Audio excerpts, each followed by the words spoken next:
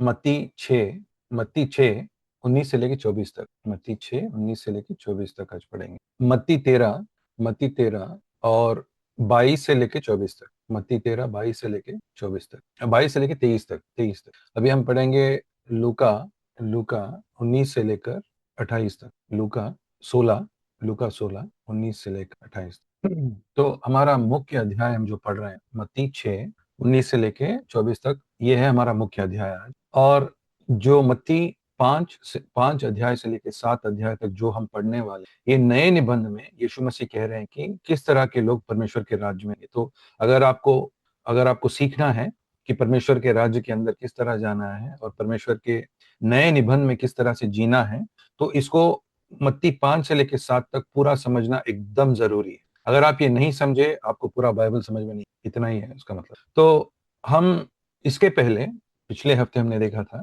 कि यीशु मसीह सच्ची धार्मिकता क्या है, ये सिखाने आए थे। और सच्ची धार्मिकता में हम देखते हैं कि ये फरीसी और शास्त्री जो धर्म के बड़े बड़े लोग थे, ये लोग पाखंडी थे, ढोंग रचा रहे थे, नाटक रचा रहे थे, बाहर से दिखने के लिए, दिखावे के लिए, लोगों की प्रशंसा पाने के लिए काफी जोश था इनको, लेकिन परमेश्वर से सच्चा प्रेम इनके मन के अंदर नहीं। तो यीशु मसीह वहां से आ रहे हैं, समझा रहे हैं कि अगर तुम्हें परमेश्वर के राज्य के अंदर आना है तो सच्ची धार्मिकता जो मन के अंदर से शुरू होता है, और जो आदमी परमेश्वर से प्रेम करता है वही उसकी ही धार्मिकता और उसके कार्य सच्चे होते हैं। और जो आदमी ढोंग करता है और लोगों की प्रशंसा के लिए धार्मिकता दिखाता है, वो आदमी परमेश्वर का राज्य में नहीं आ सकता। इसीलिए यीशु मसीह ने कहा, मत्ती 5 में हमने पढ़ा, जब तक तुम्हारा धार्मिकता इस फरीसी और शास्त्रियों से अधिक ना हो, आप परमेश्वर के राज्य में नहीं आ सकते। तो हम देख रहे हैं कि हमको ये काफी जरूरी है। हम बोल सकते हैं कि मैं यीशु मसीह पे मेरा विश्वास लगाया, मैं स्वर्ग जाऊंगा, लेकिन स्वर्ग जाने का रास्ता भी यीशु मसीह दिखा रहे हैं। कह रहे हैं कि जो मेरे पास आएगा, मेरे पीछे पीछे अपना क्रूस उठाकर आएगा और अपने अपने इस देह, अपने इस बदन की इच्छाओं को वो मार देगा और मेरे इच्छाओं को अपनाएगा। ठीक है। तो ये था इसके पहले जो यीशु मसीह सिखा रहे थे। 3 चीज हमने देखा, किस तरह से गुप्त रूप से देना चाहिए दोनों दूसरों को दान, यीशु मसीह दिखा रहे हैं, लोगों की प्रशंसा के लिए नहीं करना। फिर हमने देखा किस तरह से उपवास लगाना चाहिए और प्रार्थना करना। तो यीशु मसीह जो भी अभी हमको दिखा रहे हैं, हमको वापस ला रहे हैं कि अपने पिता से, अपने मन से, अपने अपने पूरा समझ से, अपने पूरे शक्ति से अपने पिता से प्रेम करो। तो यीशु मसीह हमको लेकर आ रहे हैं। हम ये बात बहुत बार सुनते हैं, लेकिन हमको पता नहीं है कि हमारे जीवन में इसको किस तरह हम इस्तेमाल कर सकते हैं, किस तरह इसको आजमा सकते हैं। तो हम हमको हर एक चीज में दिखा रहे हैं, प्रार्थना किस तरह से करना चाहिए, दान किस तरह से देना चाहिए और उपवास किस तरह से लगाना चाहिए। अभी यीशु मसीह हमको सिखा रहे हैं कि धन के बारे में सच्ची धार्मिकता क्या है। ठीक है। तो हम देखेंगे इसके बाद अगले हफ्ते भी कि हम धन के बारे में ही बात करेंगे, लेकिन आने वाले हफ्ते में इस धन की वजह से जो चिंता आता है, जो अधर्मिक धन की वजह से चिंता जो आता है, उससे किस तरह से निपटना चाहिए। तो आज हम जो भी सीखेंगे, जैसे हम स्कूल में जाते हैं, बच्चे बैठते हैं, टीचर को देखते हैं और उनके टीचर जब सिखा रहे हैं, वो एक बोर्ड रहता है। तो सबसे पहले क्या करते हैं टीचर, जो भी वो बोर्ड पे कल जो उन्होंने लिखा सब कुछ साफ कर देते हैं। उसी तरह हमने जो भी सीखा, हमारे जिंदगी, हमारे अनुभव, हमारे माँ बाप जो भी हमको सिखाया है पैसों के बारे में, सबके बारे में हमको साफ कर देना चाहिए। आज परमेश्वर आपके दिल में धन का सच्चा धार्मिकता क्या है लिखने वाले हैं आज के दिन। तो आपको सब कुछ बंद कर दो, आपका मन साफ कर दो। आपको सोचो कि आपको कुछ पता ही नहीं है धन के बारे में क्या करना है, पर यीशु मसीह सीखना है। क्योंकि यीशु मसीह कहते हैं कि 2 स्वामी हैं, एक है परमेश्वर और एक है धन। इसका मतलब धन एक ऐसी जोरदार शक्ति है जो एक आदमी को दास बना देता है और पाप की ओर और नरक की ओर ले जाता है। तो बहुत जरूरी है कि मैं इस चीज में बदलूं।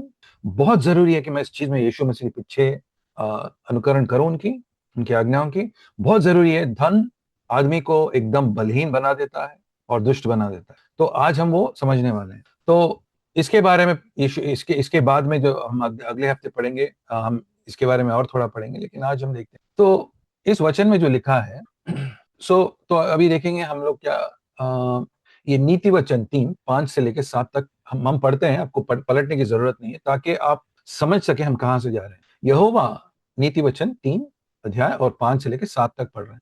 यहोवा पर अपने संपूर्ण हृदय से भरोसा करना, स्वयं अपनी ही समझ का सहारा ना लेना, ये चेतावनी है। अपने समस्त कार्य में यहोवा का मान्यता देना, वह तुम्हारे मार्गों में तुम्हें स्मरण करेंगे, तुमको रास्ता दिखाएंगे। अपनी ही दृष्टि में स्वयं को बुद्धिमान न मानना, यहोवा के प्रति भय मानना और बुराई से अलग रहना। तो इसका मतलब है, आज जो पढ़ने वाले हैं, जो भी हम सुनने सुनने जाएंगे, ये दिखे, ये आपके अनुभव के विरुद्ध जाएगा। आप कहेंगे अरे मेरे अनुभव में तो ये है, मेरे अनुभव में तो विरुद्ध जाएगा। लेकिन यहाँ पे चेतावनी है, जहां यहोवा पर पूरा संपूर्ण हृदय से भरोसा करना, क्योंकि वचन उनका है और उनका पुत्र यीशु मसीह का है, जो स्वर्ग के मार्ग को हमको दिखाने आए। ठीक है, तो शुरू करते हैं। पृथ्वी पर अपने लिए धन इकट्ठा ना करो, जहां कांटे तथा जहां कीट पतंगे तथा जंग उसे नाश करते तथा चोर सेग लाकर चुराते हैं, परंतु धन स्वर्ग में जमा करो, जहां ना तो कोई कीट पतंगे या जंग नाश करते और ना ही चोर सेंग लगाकर चुराते हैं, क्योंकि जहां तुम्हारा धन है वहीं तुम्हारा मन भी होगा। तो सबसे पहले धन के बारे में बात कर रहे हैं। पहले दो हम जो पढ़ रहे हैं, मत्ती 6:19 और 20, धन के बारे में बात कर रहे हैं। उसके बाद मसीह हमसे बात कर रहे हैं अपने आंख का दीप, मतलब जिस जिस जिस तरह तुम जाओगे, जिसके ऊपर तुम्हारा मन है, उसी हिसाब से तुम्हारा सोच और तुम्हारा आत्मिक दृष्टि भी बदलेगा। ठीक है, तो याद लगाना, यीशु मसीह धार्मिकता के बारे में सिखा रहे हैं, सच्चा धर्म क्या है। तो यहाँ पे दिखा रहे हैं कि पृथ्वी पृथ्वी पर अपने अपने लिए धन इकट्ठा ना करो। मतलब हम, इसका मतलब ये नहीं कि खाना पीना छोड़ दें, इसका मतलब ये नहीं कि हमारे घर वालों को ना देखें। इसका मतलब ये है, धन का मतलब है आप इसको महानता देते हैं, ये अनमोल है आपके लिए, आपके मन में ये महानता महानता है। किसी के लिए पैसे हो सकते हैं, किसी के लिए नाम प्रतिष्ठा हो सकता है, लेकिन इस धरती का जो धन है, इस धरती, जैसा हम जानते हैं, हर एक आदमी मरने वाला है, कोई शक नहीं है। ये इसी तरह ये धरती भी, ये यीशु मसीह जब आएंगे इस धरती को भी जला देंगे, तो इस धरती का पूरा नाश होगा। तो जहां पे भी हम हमारा धन लगा रहे हैं उसका भी नाश होगा। तो यहाँ कह रहे हैं कि पृथ्वी पर अपने लिए धन इकट्ठा ना करो, जहां कीट पतंगे तथा जंग उसे नाश करते हैं तथा चोर सींग लगाकर चुराते हैं। तो किसी ना किसी तरह उसका नाश होना जरूरी है। और हम लोगों को कभी समझ में नहीं आता है कि कितना हम इकट्ठा करें। मतलब इकट्ठा करने का मतलब क्या है? हम रोज रोज के लिए नहीं जी रहे हैं, बल्कि उस दिन के लिए नहीं जी रहे हैं, बल्कि आने वाले साल के लिए कितना इकट्ठा करना है, 10 साल के बाद कितना इकट्ठा करना है, ये सोचना पड़ रहा है। लेकिन हमको क्या होता है, आदमी आदमी सोचेगा कि मैं यहाँ पे रुकूंगा, मेरे पास जब 10,000 आएगा मैं रुकूंगा। एक आदमी कहता है कि मेरे पास 5 लाख आएंगे तो रुकूंगा। दूसरा आदमी कहता है मेरे पास 1 करोड़ आए। आज तक कोई भी ऐसा आदमी नहीं है जिसने रुका है। जब पैसे आते हैं, पैसे ऐसी चीज है, धन ऐसा चीज है, ये एक स्वामी है, और ये हमको ऊपर लेते जाएगा, लेते जाएगा, लेते जाएगा, लेकिन हमको कहां पर रोकना है? जितना दूर तक हम जाना चाहते हैं उससे ज्यादा ही दूर जाएंगे, पाप के अंदर, अविश्वास के अंदर। तो इसीलिए यीशु मसीह कह रहे हैं कि इस सब का जड़, इस सब का जड़ परमेश्वर पे विश्वास है, कि क्या मेरे पिता जो शक्तिशाली है, चमत्कार कर सकते हैं, ये सृष्टि की रचना परमेश्वर ने किया है, मुझे, मेरे बच्चों को, इस हवा को, इस सूरज को, जो मुझ पे सूरज भी रोशनी देता है मुझको, और जो बारिश भी हमारे फसल पे गिरता है वो भी परमेश्वर का है। हर एक जो किया है, क्या परमेश्वर मेरे बारे में सोच रहे हैं? या क्या परमेश्वर, ये तुम्हारा विश्वास है कि परमेश्वर आपको नाम से जानते हैं या नहीं? ये तुम्हारा विश्वास है? क्या परमेश्वर जानते हैं कि बाला कौन है, जलंधर कौन है, सुगंध कौन है, या महिमा कौन है? क्या परमेश्वर जानते हैं इसके बारे में? क्या आपका नाम जानते हैं परमेश्वर? ये विश्वास की बात है। हर एक दिन जब हम प्रार्थना करते हैं और हम हमारे परमेश्वर को पिता बुलाते हैं, हम, हमारा विश्वास ये है कि वो हमको नाम से जानते हैं, हर एक चीज हमारे बारे में जानते हैं, हमारा सेहत के बारे में जानते हैं, हमारे दुख, हमारे परेशानी, क्योंकि परमेश्वर सार्वभौमिक है और परमेश्वर अंतर्यामी है, हर एक चीज के बारे में जानते हैं। तो यहाँ पे हम 3 चीज देख रहे हैं, 19 से लेके 20 में धन के बारे में, और हम देखेंगे कि 19 से लेके 20 में धन के बारे में लिखा है, और उसके बाद 22 से लेके 23 तक हम देखेंगे, ये लिखा है कि अपने अंतर, आपके आध्यात्मिक दृष्टि, जैसे आप मन जहां लगाते हो, तुम्हारा अंदर उजाला है या अंधेरा है, ये सिखा रहे हैं यीशु मसीह। और कह रहे हैं, यीशु मसीह कह रहे हैं, शरीर का दीप दीपक आंख है। इसलिए यदि तुम्हारा आंख निरोगी है, तुम्हारा सारा शरीर उजियाला होगा। यदि तुम्हारा आंख रोगी है, तुम्हारा सारा शरीर अंधकारमय हो जाएगा। वह उजियाला जो तुम में है, यदि वो अंधकार है तो कितना गहन होगा वो अंधकार। यीशु मसीह बस हमारे आंख का उदाहरण दे रहे हैं, लेकिन ये बात जो कर रहे हैं आध्यात्मिक दृष्टि के बारे में। जब एक आदमी पैसों को देखता है, ठीक है, जब वो पैसों को देखता है तो वो क्या सोचता है, उसके वजह से उसका उसका दृष्टि और उसका उजियाला, मतलब परमेश्वर का जो वचन आता है और हमको सच्चे रास्ते पर, उजाले में जो चलता है सही रास्ते पर चलता है, सही रास्ते पर जो चलता है वो परमेश्वर की राज्य की ओर चलता है। जो अंधेरा में चलेगा कहीं ना कहीं तो गिरेगा। जो अंधेरा में चलेगा मतलब पाप के रास्ते पर चलेगा, क्योंकि उसके मन में धन गलत है, तो उसका आध्यात्मिक दृष्टि भी गलत जगह पर जाएगा। और जो वो सोचेगा, याद लगाना जैसा लिखा है यहाँ पर, वो उजियाला जो तुम में है यदि वो अंधकार है। उजियाला अंधकार कैसा हो सकता है? इसका मतलब जो आप सोच रहे हो आपके पास उजियाला है और पैसों के बारे में आपको पता है। हम थोड़े उदाहरण देखेंगे। जो आप सोच रहे हो कि मुझे पता है किस तरह से जाना है, वचन ये कहता है लेकिन मुझे पता है, देखो भैया हमको भी जीना है, क्या करना है, इसीलिए हमको हमारे उजियाले में चलना है। अगर जो उजियाला आपके अंदर है वो अंधकार है, मतलब परमेश्वर कह रहे हैं वो अंधकार है, तुम कह रहे हो उजियाला है, ये दोनों एक दूसरे के विरुद्ध है। वो आदमी रास्ता भटकेगा और वो आदमी नरक की ओर जाएगा। तो कितना गहन होगा वो अंधकार, मतलब तुम परमेश्वर के राज्य के पास नहीं जा सकते। और तीसरी बात हम तीसरी बात देख रहे हैं कि यहाँ लिखा है कोई भी व्यक्ति दो स्वामियों की सेवा नहीं कर सकता। दो स्वामी, तो हमने देखा दो तरह के उजियाला है, एक जो अंधकार है, एक उजियाला है। दो तरह के धन है, जो धरती में धन है और जो जो नाश होने वाले धन है, और जो अविनाश धन है परमेश्वर के पास। दो तरह के उजियाला है और एक तरह के दो तरह के उजियाले हैं, जो एक सच्चाई में एक अंधकार है, और दो तरह के स्वामी। कोई भी व्यक्ति दो स्वामियों की सेवा नहीं कर सकता, क्योंकि वो एक को तुच्छ मानकर दूसरे के प्रति समर्पित रहेगा। तो इसका मतलब है ऐसा नहीं हो सकता कि मेरा मन धन में भी हो और परमेश्वर भी हो। हम सोचते हैं, ये फिर से ये हम जैसे हमने नीति वचन में पढ़ा था, अपने मन में अपने सोच पर भरोसा मत करो, परमेश्वर के वचन पर निर्भर रहो, अपने मन पर भरोसा मत करो। यही तो लिखा है, क्योंकि तुम रास्ता भटकोगे। ठीक है, जैसा जैसा हमने पहले भी पढ़ा था, यहोवा पर पूरा संपूर्ण हृदय से भरोसा करना, स्वयं अपनी ही समझ का सहारा ना लो। तो जो आदमी सोचता है नहीं नहीं मैं पैसों के पीछे भी जा सकता हूँ और परमेश्वर के पीछे भी जा सकता हूँ, वो एक भ्रम है, वो एक झूठ है, वहां सच्चाई नहीं हो सकती। और ये वचन में लिखा है कि कोई भी व्यक्ति दो स्वामियों का सेवा नहीं कर सकता, क्योंकि वो एक को तुच्छ मानकर, इसका मतलब अगर पैसों से प्रेम करे तो परमेश्वर को तुम तुच्छ मुंह से नहीं बोलोगे लेकिन मन में मानोगे। नहीं नहीं अच्छा ठीक है, परमेश्वर का काम करना है या परमेश्वर की प्रार्थना करना है, बाद में कर सकते हैं, ठीक है अभी मुझे ये करना है। तो इसका भी एक संतुलन है। हम ये नहीं कह रहे हैं कि आदमी काम नहीं करना चाहिए, हम ये नहीं कह रहे हैं कि आदमी बस सब कुछ छोड़ना चाहिए। बात यह है कि मन के अंदर अनमोल क्या है, आप किसको अमूल्यता दे रहे हैं, कौन सा आपके मन के अंदर, जब आप जिसके बारे में सोचते हो ना छोड़ सकते हो, वो आपके अंदर एक जोश भड़कता है, उसके बारे में लिखा है। ये बात नहीं कह रहा है कि आपको काम नहीं करना चाहिए, ये नहीं कह रहा है कि आपको अपने पेट भरने के लिए काम नहीं करना चाहिए, नहीं, इस बात इसका नहीं है। ये ऐसा चीज है जैसा यीशु मसीह कहते थे कि जब आदमी बाहर जाता है, पूरा स्नान करता है, लेकिन 5 मिनट के लिए बाहर जाता है, उसके पैर गंदे हो जाएंगे। तो इसका मतलब ये नहीं कि उसका पूरा बदन मैल हो गया है, बल्कि उसके पैर को फिर से धोना पड़ेगा, क्योंकि उसके पैर पे धूल आ गया। इसी तरह जब हम पैसों को छूते हैं और हम पैसों के बारे में सोचते हो, पैसों की चिंता या पैसों की हमारी जरूरत जिंदगी में आता है, ठीक है, उससे कोई परेशानी नहीं है, लेकिन वो कितना तुम्हारे दिल पे कब्जा करता है, उसको हर दिन धोना चाहिए। तुम हर दिन तुम्हारा स्वामी कौन है तुमको याद लगाना बहुत जरूरी है। और कोई भी आदमी ऐसा नहीं है जो नहीं समझ सकता कि पैसे एक धन का किस तरह से स्वामी बन सकता है और तुमको दास बना सकता है। जो इसको हल्के से लेगा वो मूर्ख है। जो इस बात को हल्के से लेगा वो कहेगा कि भैया मेरे पास तो करोड़ नहीं है, मेरे पास तो 1000 नहीं है, मैं तो कुछ भी नहीं। भूलना नहीं कि ये बात की धन किसी भी रूप में आ सकता है और तुमको दास बना सकता है, और तुमको परमेश्वर के राज्य के रास्ते में से तुमको नरक की ओर भटका सकता है। एक का सम्मान करते हुए दूसरे का तुच्छ जानोगे, ये होगा।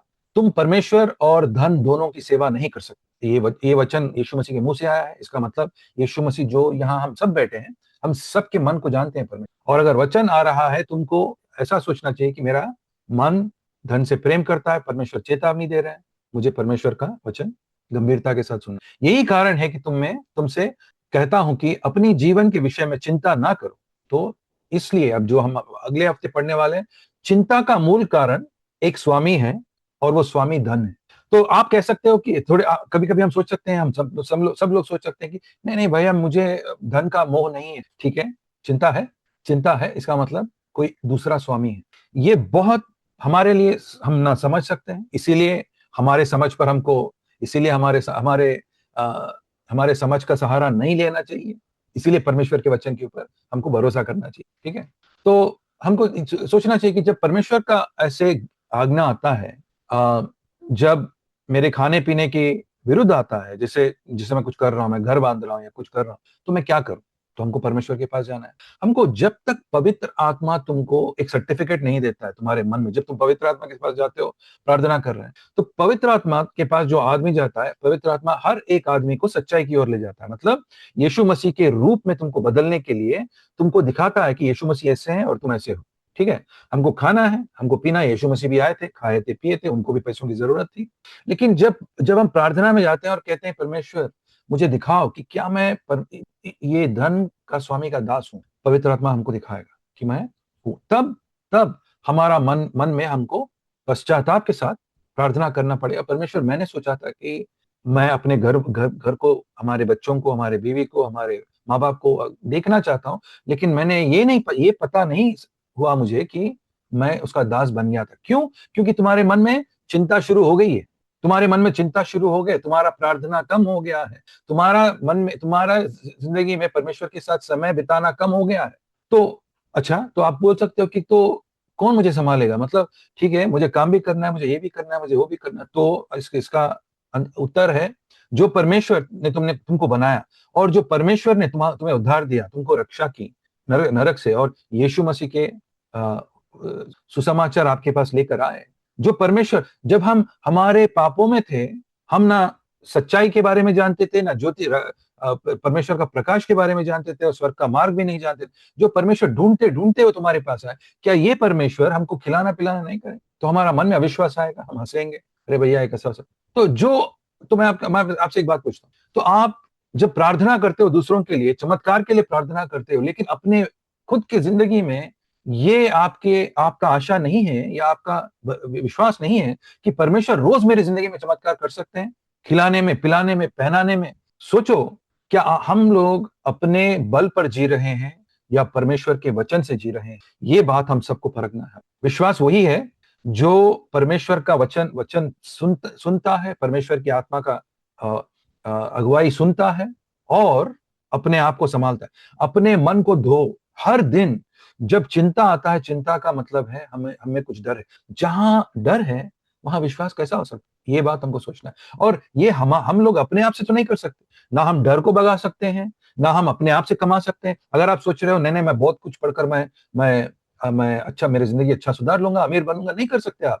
काफी लोग हैं जो अच्छा पढ़ चुके हैं, लेकिन जब बढ़ने गए हैं तो उनका उनका जिंदगी उठा दिया गया। तो हम देखेंगे अभी, जैसा हमने पढ़ा था लाजरस के बारे में और वो अमीर आदमी के बारे में, हम देखते हैं कि परमेश्वर ये चाहते हैं, ये हमारे समझ के अंदर डालना चाह रहे हैं, ये है ज्योति, कि हम कुछ नहीं कर सकते। ना हम अपने आप को बचा सकते हैं, ना हमारे जिंदगी चला सकते हैं, ना हम सांस ले सकते हैं, ना हम मर भी नहीं सकते अपने आप से, जब तक परमेश्वर का हाथ ना हो। परमेश्वर जब चाहते हैं तभी कुछ हो सकता है। तो आज के दिन जो भी आपकी जिंदगी में हो रहा है, ये परमेश्वर की योजना और परमेश्वर की इच्छा के अनुसार परमेश्वर हमको चलाना चाहते हैं। तो धन्यवाद देते हैं, इसीलिए भैया आज मेरे पास पैसे आए हैं, धन्यवाद परमेश्वर, क्योंकि तुम मेरे स्वामी हो, तुमने दिया है। मैं धन की ओर नहीं जा रहा हूं, मैं धन का मालिक, सच्चा मालिक मेरे परमेश्वर की ओर जा रहा हूं। आज तुम्हारे पास स्वस्थता है, हम धन्यवाद करते हैं परमेश्वर की कि आपने मुझे स्वस्थता दी है। अगर आपके बच्चे अच्छा पढ़ रहे हैं, धन्यवाद देते हैं परमेश्वर की कि आपके बच्चों को परमेश्वर ने दिमाग दिया है ताकि वो पढ़ सके। अगर अगर आपका एक दिन भी सुख के साथ और चैन और शांति के साथ गुजरा है, तो हम धन्यवाद देते हैं परमेश्वर की, क्योंकि बिना परमेश्वर सुख कुछ भी नहीं हो सकता, क्योंकि परमेश्वर सार्वभौमिक है। हर एक चीज में परमेश्वर की इच्छा चल रही है। विश्वासियों के लिए ये बात सच है। तो हमारा मन को हमको बदलना चाहिए। तो किस तरह से बदलना चाहिए, किस तरह से बदलना चाहिए? तो सबसे पहले आपका धन क्या है? परमेश्वर का राज्य है, परमेश्वर का आने वाला आपका आपका घर यहां नहीं वहां है, स्वर्ग में है। तो पहले आपको ये सोचना चाहिए कि मेरा घर कहाँ है। अगर मैं घर बांध रहा हूं, जैसे हमारे भाई लोग थोड़े मिस्त्री हैं, घर बनाते हैं, ईंट पर ईंट लगाकर घर बनाते हो, नींव डालकर घर बनाते हो, घर कैसा बनता है? योजना करना पड़ता है उसके बारे में, और घर बनाते हैं। इसी तरह परमेश्वर के राज्य के लिए हमको ऐसा नहीं है कि हम सुबह उठे और हमको कुछ भी नहीं पता हम क्या कर रहे हैं, पर परमेश्वर के राज्य के बारे में भी सोचो। आज के दिन मैं स्वर्ग में किस तरह से, जैसा यीशु मसीह ने कहा, परंतु धन स्वर्ग में जमा करो जहां ना तो कीट पतंगे या जंग नाश करते हैं और ना ही कोई चोर से लेकर चुराते हैं। तो किस तरह से मैं कर सकता हूं? तो परमेश्वर हमको दिखाते हैं थोड़े रास्ते। जब हम कोई भूखे, वो ईसाई हो या नहीं हो, अगर आदमी भूखा है और हम उसको उसको दान देते हैं, क्योंकि हम परमेश्वर हमारे मन में है। दान इसलिए नहीं देते हैं उसकी लोगों की प्रशंसा के लिए, उसको देते हैं क्योंकि हम देखते हैं कि मेरे पिता खुश होंगे इससे। आप बना रहे हो, आपका धन अभी बदल गया है। और जब हम किसी के लिए, किसी हमारे बच्चे या किसी दूसरों के लिए सहायता करते हैं, कुछ भी चीज में, सोचो मैं पढ़ा लिखा हूं, मैं अपने बच्चों को कुछ सिखाता हूँ पढ़ाई के बारे में, तो मैं देखता हूँ कभी कभी कोई दूसरे बच्चे हैं जिनके माँ बाप पढ़े लिखे नहीं है और जिनको पता नहीं है कि आगे कैसा बढ़ना है, तो मैं उनको रास्ता दिखाता हूँ। क्यों दिखाता हूँ? क्योंकि मुझे पता है कि मेरे पिता परमेश्वर से मैं प्रेम करता हूं, मैं चाहता हूं कि उनको वो खुश हों। तो जो भी मेरे पास है मैं दे दूंगा उनको। अगर आपके पास कारीगर है, आप और कुछ सिखा सकते हैं तो आप सिखाएंगे, आपके पास पैसे है तो पैसे देंगे, खाना है तो खाना देंगे, कपड़े है तो कपड़े देंगे, जो भी आप कर सकते हो परमेश्वर के लिए, क्योंकि परमेश्वर का राज जो आनंद से भरा है आपका है, और आपका घर वहां है। ये सच्चा धन है। इसीलिए यीशु मसीह कह रहे हैं कि परंतु धन स्वर्ग में जमा करो। तो किस तरह से जमा करूं परमेश्वर ये धन? और मैं आपको और एक चीज भी दिखाता हूं। हम देखेंगे फिलिपियों का पत्र 4 4:10 से लेकर 13 तक पढ़ूंगा मैं। और ये इसलिए पढ़ रहा हूं क्योंकि हमको सोचना है कि क्या है जो पौलुस बात कर रहा है इसके बारे में। नहीं, ये गलत। 11 से लेके फिलिपियों का पत्र 4:11 से 13 तक, ठीक है। तो पौलुस, सोचो कि ज्ञानी था आदमी, एक फरीसी था पौलुस। जब वो परमेश्वर यीशु मसीह के पीछे आने से पहले वो क्या था? फरीसी था। काफी सोचो कि एक टीचर की तरह था वो, और वो काम भी करता था अपने हाथ से। तो देखते हैं वो क्या बोलता है। 11 से पढ़ रहा हूं मैं, फिलिपियों का पत्र 4। ये मैं अभाव के कारण नहीं कह रहा हूं कि क्योंकि मैंने हर एक परिस्थिति में संतुष्ट रहना सीख लिया। तो ये किसके बारे में कह रहा है? ये कह रहा है कि जब मैं धरती पर हूं, हर एक समय पर मैं संतुष्ट रहना मैंने सीखा है। तो हम समझ सकते हैं ये बात। संतुष्ट रहना हमारे धन के हिसाब से नहीं रहता है, हमारे सोच के हिसाब से नहीं रहता, लेकिन सीखना है। कहां से सीखना है? कौन सिखाता है? परमेश्वर सिखाते हैं। मैंने सीख लिया।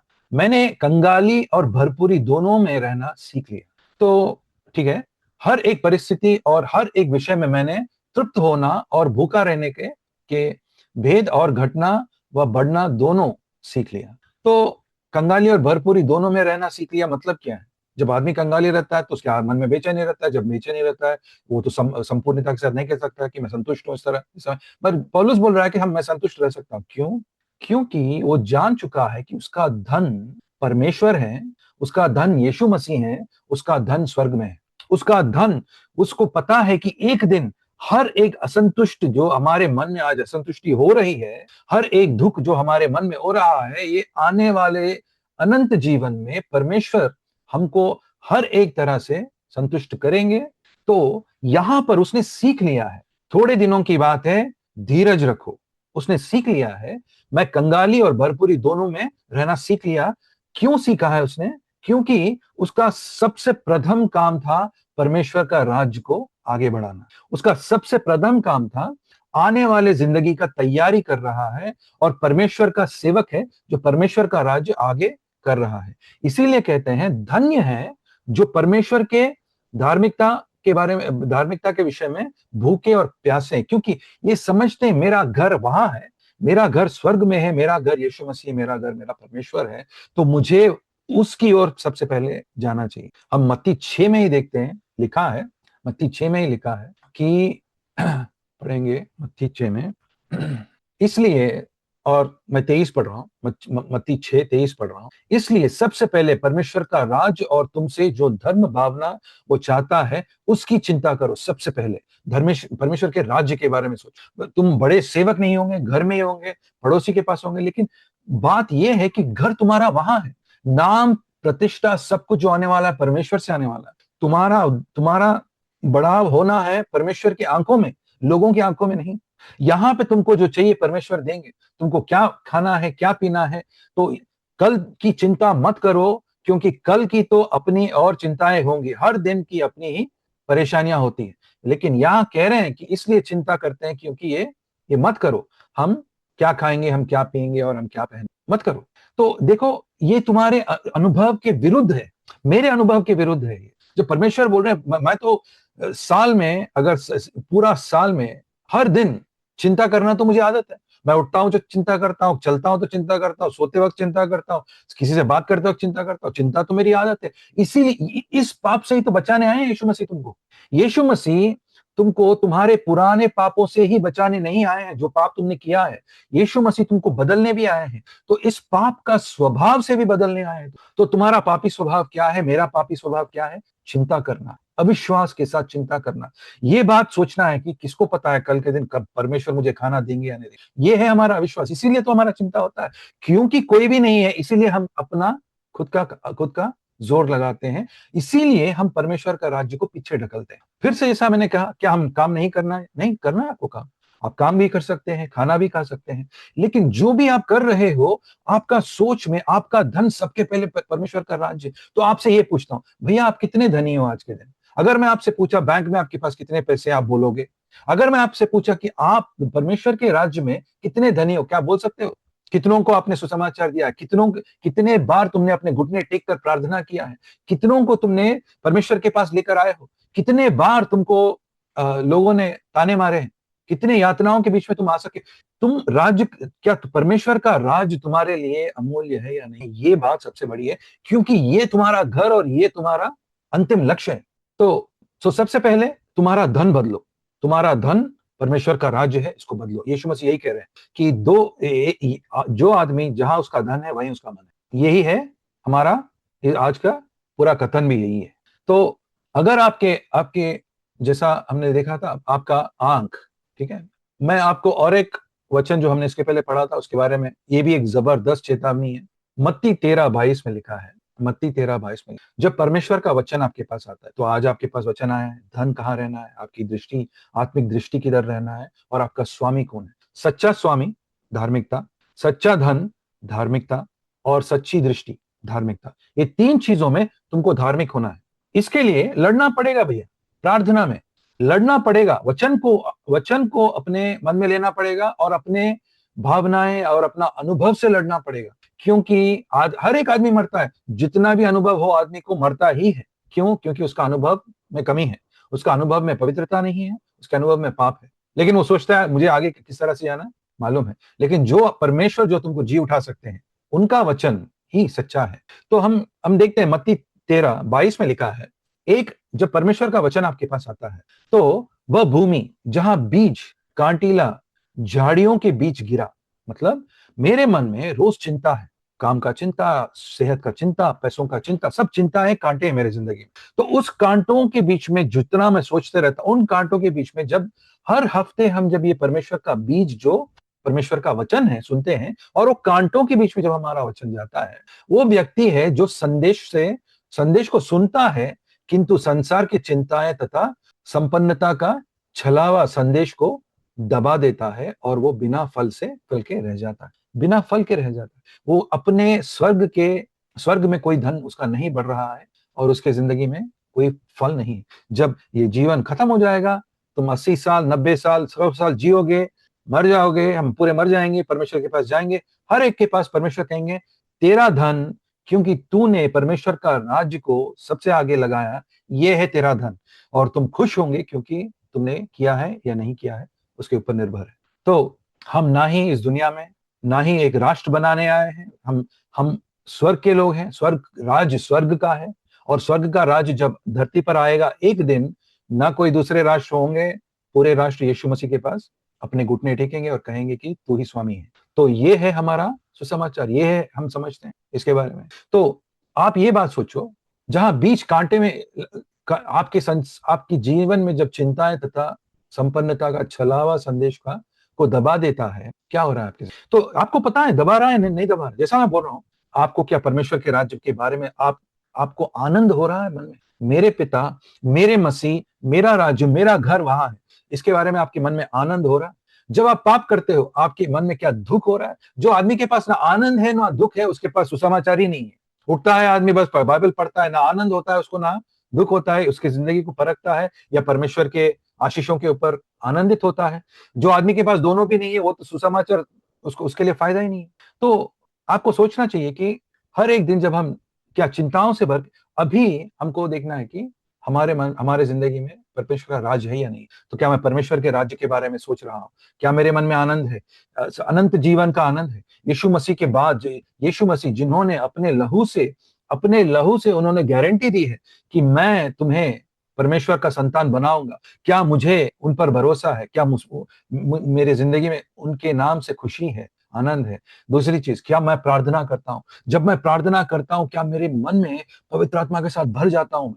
और जब मैं प्रार्थना कर रहा हूं, परमेश्वर को बोल रहा हूं, परमेश्वर मैं यहाँ पे बलहीन हूं, मैं यहाँ पे बलहीन, और मुझे और चाहिए, और मुझे पीना है, और मैं भूखा हूं, और मैं प्यासा हूं धार्मिकता के लिए, मुझे तुम्हारा ज्ञान और चाहिए, मुझे मेरी जिंदगी में और आपका अनुकरण करना है। जब इस तरह से आदमी प्रार्थना कर रहा है, परमेश्वर का राज्य आ गया। लेकिन तुम्हारे पास समय नहीं है पढ़ने के लिए, तुम्हारे पास समय नहीं है प्रार्थना के लिए, तुम्हारे पास सोच नहीं है दूसरों के बारे में, इतने इतने चिंतित हो तुम अपने खुद के लिए, अपने जीवन के लिए, अपने खानदान के लिए, अपने बीवी बच्चों के लिए, दूसरों के बारे में तुम्हारा सोच नहीं है, दूसरों के बारे में प्रार्थना नहीं करते, दूसरों की चिंताओं के बारे में हम नहीं सोचते। जैसा यीशु मसीह के बारे में सोचो, जब वो क्रूस पर थे और उनके हाथ में सूली चढ़ाए हुए थे और वो क्रूस पर चढ़े हुए थे और उनका खून बह रहा था, उस समय भी उन्होंने दूसरों के बारे में सोचा, क्योंकि वो परमेश्वर के राज्य को जा रहे थे। उनके मन में जो आनंद था, उनके दुख से कहीं अधिक था, उनकी चिंता से कहीं अधिक था। इस तरह से हम ये नहीं कह रहे हैं कि हमारे पास चिंता नहीं रहेगा, चिंता आएगा, लेकिन उस समय हम प्रार्थना में जाकर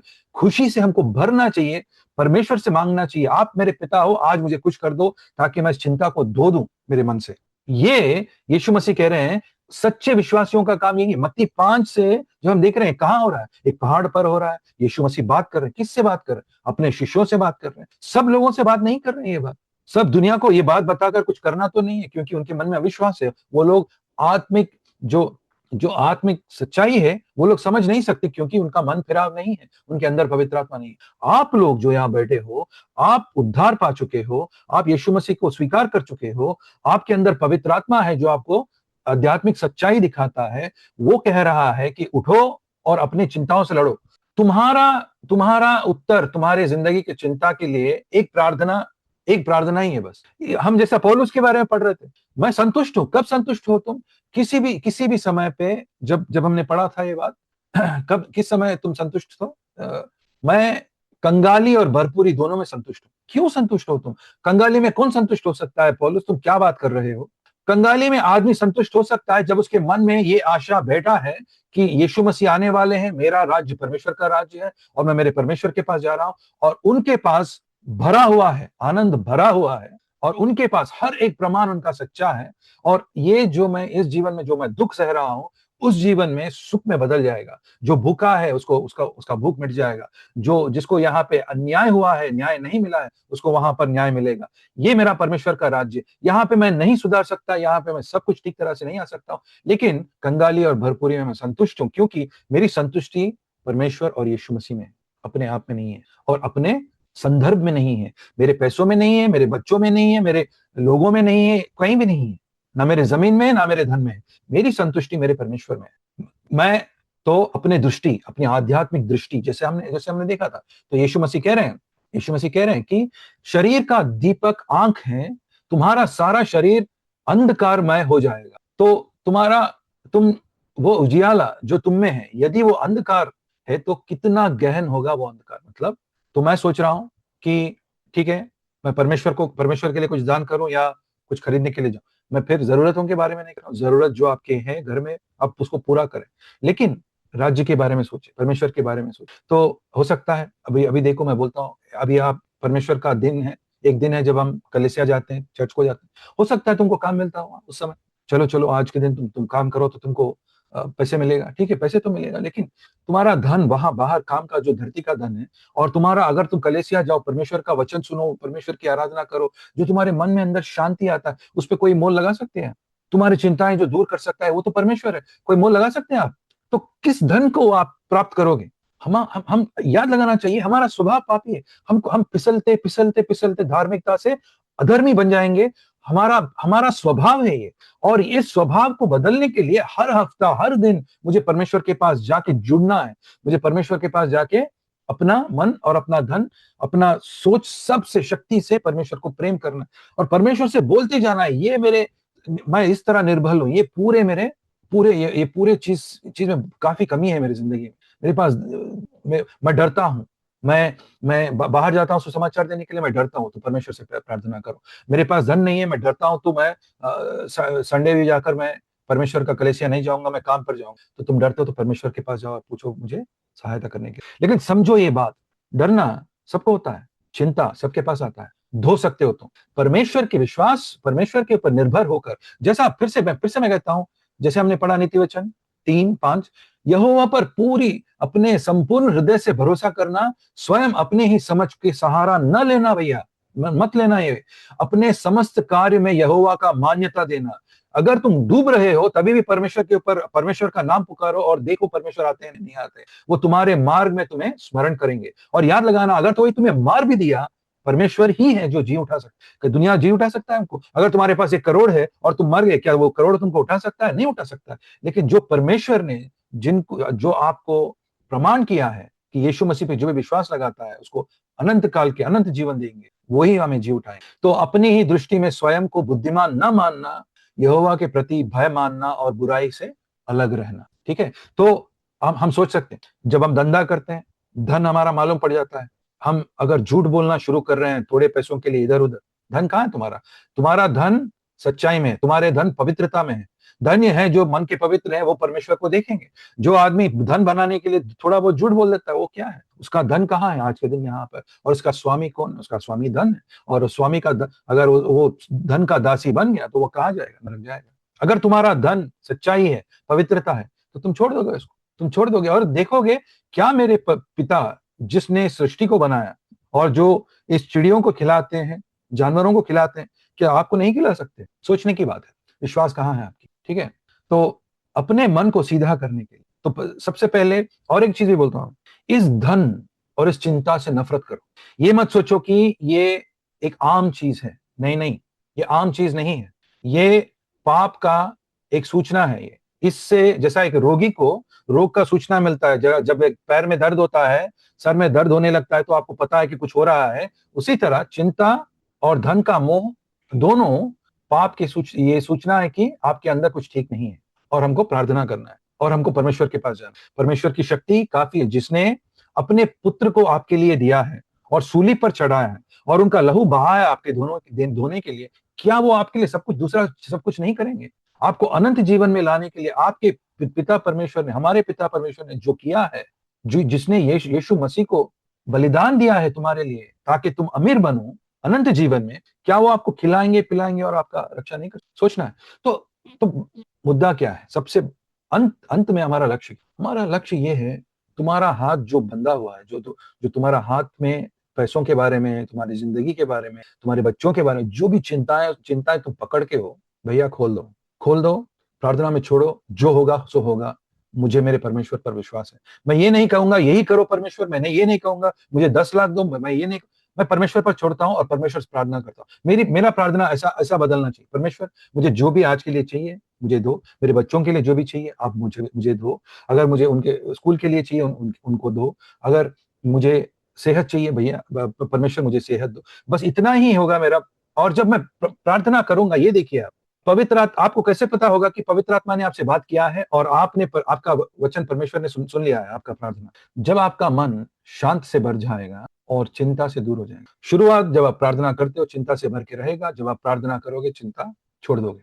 इसका मतलब ये नहीं कि तुम्हारा चिंता गया है, बस तुम्हारे मन से निकल गया है, क्योंकि अब चिंता परमेश्वर उसका सुलझाव करेंगे, आप नहीं। ये विश्वास है। जो अगर आप ये इसके बारे में सोचो, जो आदमी रोटी, कपड़ा, इस चीजों में परमेश्वर की भरोसा नहीं कर सकता है, तो वो अनंत जीवन में, आने वाले राज्य में किस तरह से भरोसा करेगा? बड़े बड़े चीजों में क्या कैसा करेगा जब छोटी चीजों में उसका विश्वास नहीं है? इसलिए आप ये मानो और समझो कि ये एक रोग है, चिंता एक रोग है, ये मोह जो भी है, नाम, प्रतिष्ठा, पैसे, ये भी एक रोग है, पाप है, जिससे हमको लड़ना है।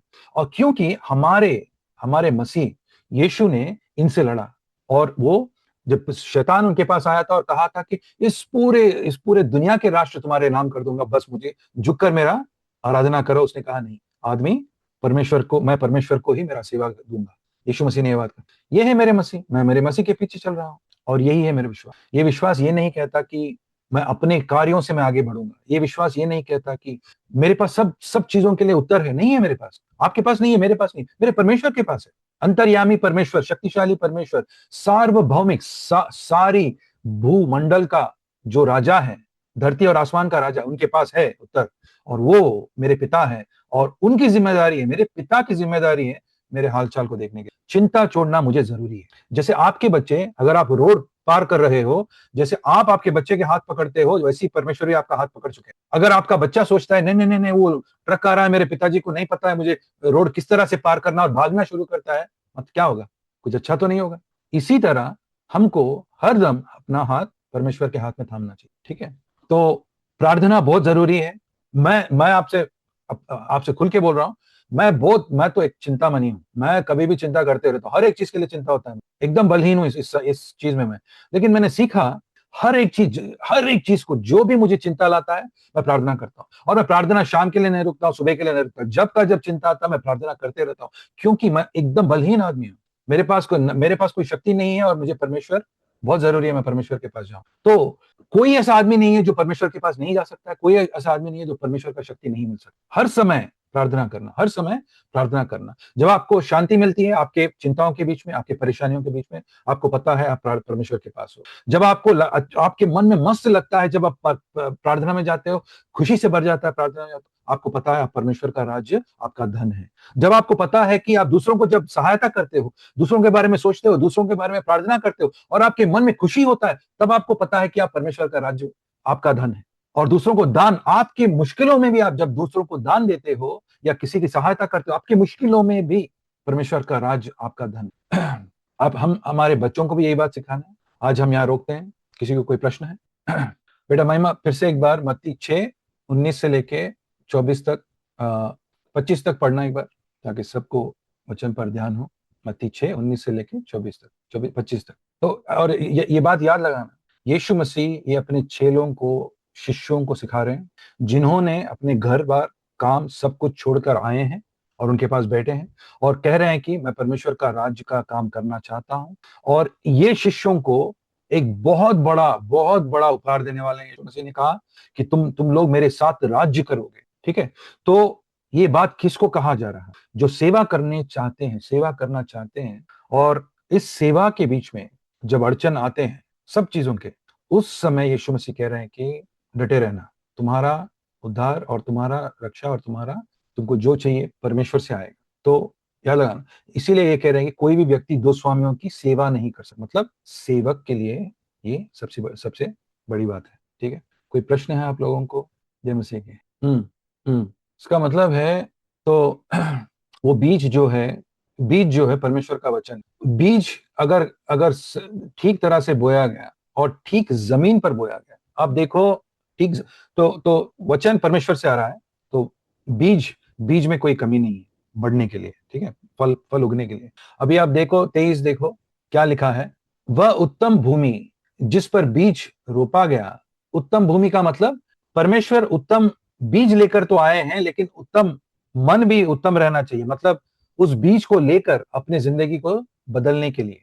तो ऐसा सोचो कि बीज आता है, किसी के कान में आता है, और कान एक एक से कान से आता है, दूसरे कान से निकल जाता है, अपने मन में कभी बैठता नहीं है। तो थोड़े लोगों को बीज आता है, कान तक आता है, कान से मन तक आता है, लेकिन उसके बाद उनके ना हाथ हिलते हैं ना पैर हिलता है, उनके पास ज्ञान से बढ़ जाता है उनका सर, लेकिन आगे नहीं बढ़ते हैं। तो ये कह रहे हैं, जो जिसका मन पथरीली भूमि, जो व्यक्ति पथरीली भूमि का, इसका मतलब उसको उसने सुना, उस समय उस क्षण में उस वो खुशी दिखाया कि ओ मुझे परमेश्वर का राज्य के बारे में मालूम हो गया, मैं किस तरह से जाऊं। लेकिन जब उस समय आता है कि वो आगे बढ़ने के लिए उसको क्या करना चाहिए? अच्छा अच्छा मन का मतलब क्या है? उसको अपने आप को अधीन होना चाहिए, अपनी इच्छाओं को फेंकना चाहिए। उसका पथरीला क्यों है उसका मन? क्योंकि वो अपना मन नम्र नहीं है, अपना विनम्रता के साथ परमेश्वर के पास नहीं है, उसका मन घट है। जब हम पूछते हैं भैया आप पैसों के बारे में सोचना कम करो, वो बोले वो बड़बड़ करना शुरू करेगा, अरे ऐसा कैसे छोड़ेंगे हम, ऐसा कैसा करेंगे। मतलब क्या है? मन पत्थर है। जहां मन पत्थर है तो बीज कहां जाएगा? जो परमेश्वर के इस उत्तम वचन को समझता है, जानता है और उसके लिए भूखा है, वो जब मन खोलता है तो हम 23 देख रहे हैं। वो उत्तम भूमि जिस पर बीज रोपा गया वो व्यक्ति है जो संदेश को सुनता है, उसको समझता है तथा वास्तव में फल लाता है। देखो आपने बहुत वचन सुने, आप सब लोग उद्धार पाए हो। आज आपने वचन सुना, आपने संदेश सुना, और हम आज आपको जो सिखा रहे हैं, आपको अब उस संदेश को समझा रहे हैं आपको। तो ये दोनों दोनों चीज हो गए। लेकिन वास्तव में क्या लिखा है वहां पे? तथा वास्तव में फल लाता है। मैं तो समझा सकता हूं, कोई और आपके अंदर आपको संदेश सुना सकते हैं। फल लाना आपका काम है, परमेश्वर के पवित्र आत्मा के सहायता के साथ। अगर फल आप लाएंगे तो आपका मन भी उत्तम है। ये भैया, ये मैं सबसे बोलता हूँ कि ये ये जैसा मैंने कहा, अपने अनुभव और अपने भावनाओं के विरुद्ध है ये परमेश्वर के वचन। लेकिन हमको ये बात मानना है कि क्या मैं मेरे सोच से आगे बढ़ूं या परमेश्वर की सोच से, परमेश्वर के वचन से आगे बढ़ूं। ये जब ये तुम्हारे मन में एक अशांति जब पैदा होता है, अच्छी बात है, परमेश्वर के वचन की वजह से, इसका मतलब है कुछ खराब है और कुछ सुधारने वचन आया है, इसके बारे में सोचना है। ठीक है? तो जंग होना जरूरी है। वचन जब हम पे जंग करता है, इसका मतलब पाप के स्वभाव से मुझको दूर कर रहा है, पवित्रता की ओर ले जा रहा है। जंग होना जरूरी है। तो ये मत आप परेशान मत होना कि अरे मैं तो बहुत अभी मेरे सोच के अंदर अशांति आ गया है। ठीक है, अभी जाओ परमेश्वर के पास, घुटना टेको, वचन खोलो और पढ़ो और कहो कि मुझे अभी समझाओ क्या करूं, मैं चिंतित हूं। यही है तुम्हारा सबसे बड़ा सेवा हमारा सबका यही है। प्रार्थना करो, उपवास करो, परमेश्वर को मानो, परमेश्वर को पूछो कि क्या करना चाहिए। हमारा सेवा सब जाकर लोगों को सुसमाचार देना ही नहीं है। सबसे पहला सेवा मेरा ये है, मैं परमेश्वर के पास जाऊं, मैं सेवक बनूं। आमीन।